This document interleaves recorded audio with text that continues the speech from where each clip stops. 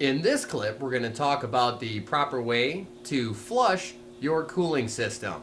In this clip, we're going to talk about the actual flushing procedure of your engine's cooling system. I have a garden hose here. This is what we're going to use to back flush the system. The hose is hooked up to my household water. You can see a gasket here. Now hold the hose on the gasket, bring my backflow preventer valve connector up to the hose and screw it down tight.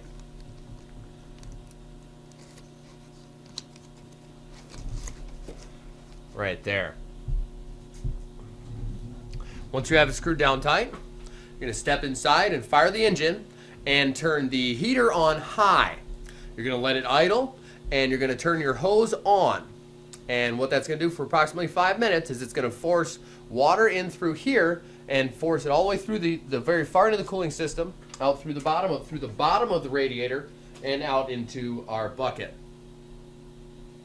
I'm going to step back and fire the engine up now.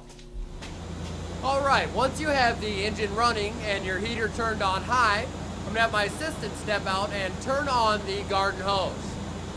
All right, now that it's on, what we have is water coming in through the garden hose, through the rest of the cooling system, and out through the bottom of the radiator into my drain bucket.